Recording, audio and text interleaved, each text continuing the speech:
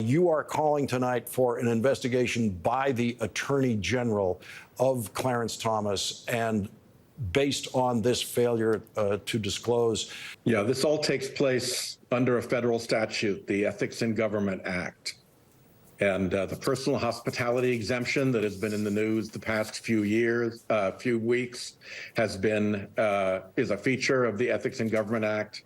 The requirement that Justice Thomas disclose real estate transactions in which he's involved is a feature of the Ethics in Government Act. And the ability of the Attorney General to pursue a civil investigation and fines of anybody who violates that law is also a feature of the Ethics in Government Act. So I have asked Judge Mouskopf, who's the head of the Judicial Conference, to make the referral to the Attorney General to open a file and do the basic factual investigation so that there's an official record of what truly took place.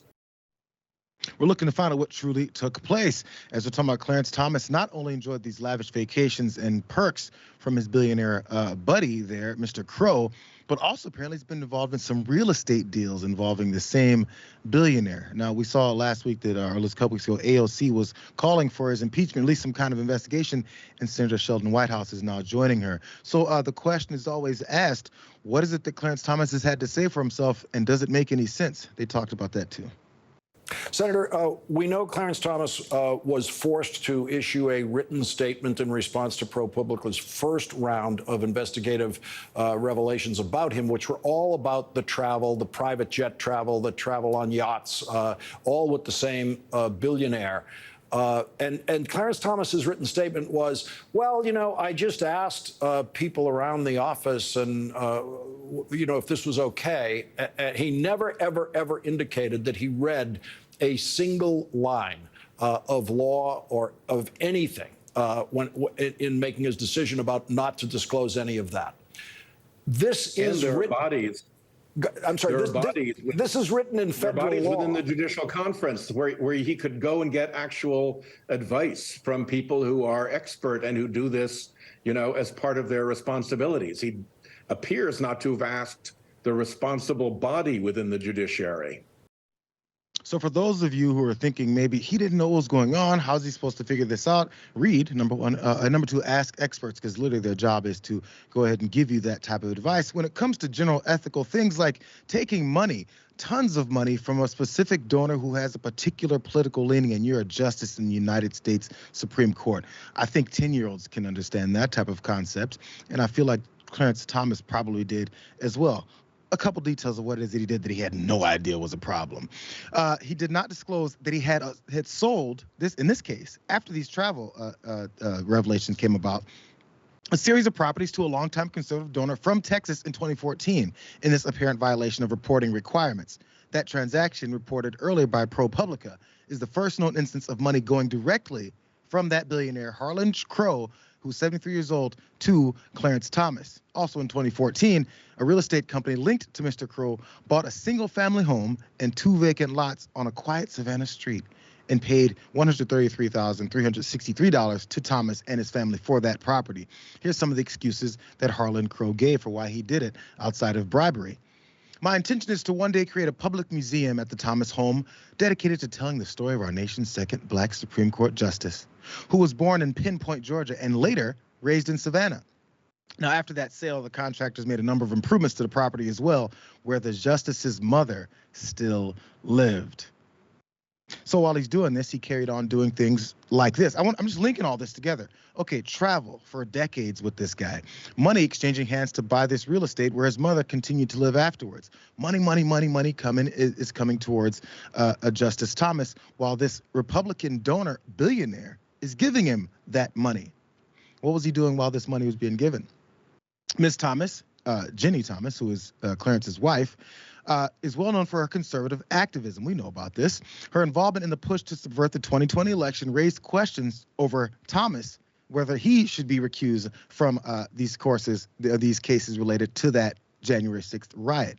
Instead, he participated in several cases involving January 6th or the outcome of the 2020 election. And lastly here, Wiggins, In direct violation of some of these potential ethical problems, Crow was also heavily involved in Supreme Court business, because that was part of Clarence's statement in saying that, well, he wasn't directly involved in court decisions and things like that. He was involved in this part, though. He has long had a foothold in conservative causes. He's a trustee on the George W. Bush Presidential Library Foundation and gave $500,000 to a group that sought to build public support for Bush's Supreme Court picks. For his Supreme Court picks, that sounds like it's associated with the court. He also reportedly donated another $500,000 to Ms. Thomas when she founded a Tea Party-related group several years ago. And since 2006, Mr. Crow has also been a trustee of the Supreme Court Historical Society. That's a charity that asks for an annual contribution of at least $5,000 to preserve the court's history and educate the public. He's also got a painting up with Thomas standing next to a whole bunch of people that helped him get into his position, his seat on the court, and also folks who push a bunch of conservative policies as well. Doesn't sound like it's slanted at all to me, Wiggins. Why are you guys complaining? Well, for one, thank you for mentioning the video that I made on Rebel HQ about this topic last week, because I do want to add this. Jeannie Thomas received $600,000 in anonymous donations to her group, Crowdsourcing for Culture and Liberty. So what you laid out between Clarence and Jeannie Thomas is clear that they are getting something tangible from donors. And as I said in my video last week, I'm wondering what these donors are getting in return, because it's definitely worth asking at the very least if we don't have evidence of it already. Money's definitely passing hands and people are following the paper trail as we speak and finding out some really dangerous sounding stuff. So where, yeah, it's worth at least wondering if this man, Harlan Crow, has some influence on the Thomases, because those two have a lot of influence in this country, as we already know. 100%. And by the way, just in case anyone who's going, you guys are laying out all this stuff and you're criticizing his ethics and all this, I want you to flip the script and imagine if it was Sonia Sotomayor. And she's getting $500,000, or her husband is getting $500,000 for some foundation. And then she's going on lavish trips for 20 years around with her same billionaire leftist buddy. Let's just give the name you guys keep saying is funding the entire left wing of the whole country. George Soros. There's a George Soros funded pundit, a George Soros funded network, a George Soros funded DA, Alvin Bragg, they're saying.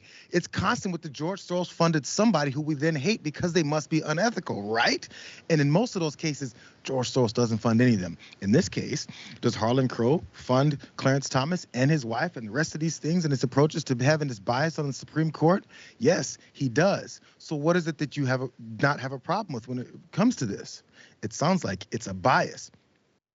Wiggins, you're a college football fan. I feel like you maybe remember this, and you're old enough to remember this as well. I went to USC, and one very successful running back, Reggie Bush, was a part of a scandal where money exchanged hands. They said some donor bought his mom a house, bought him a used car, funded this, funded that, and funded the third thing. They suspended, actually they took his Heisman away. All these punishments came down on Reggie Bush because of the way that these monies exchanged hands through the NCAA's rules regarding money being given to athletes because they wanted to keep that slave labor going. So since that's not the case anymore, it's all in the past. But in this case, with the Supreme Court of the United States, this guy takes this much money from a donor, and his decisions and the way that he goes about things is obviously one-sided and biased. That's not a problem for us, but it's college football, though. When it comes to that, I just serious. I want to apologize. I paused a little bit because you said USC successful running back scandal, and I'm like, OJ? But We've had a couple. No. Yeah. That's kind of a thing that y'all do. Go Bucks. But yes, we can see along the lines of other avenues and other places where some anonymous donor or very known donor giving money, wondering what somebody will get in return. And look, actually, you said, another justice. What if you and I were funded by some anonymous donor or known donor, and then we're going on the Watchlist, Rebel HQ, TYT, and just spouting stuff?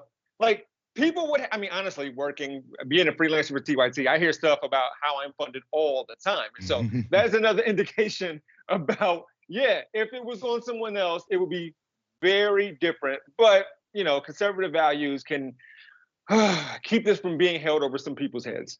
It's time for maybe some ethics to be injected into our Supreme Court, maybe a little bit of oversight, because again, these are lifetime appointments.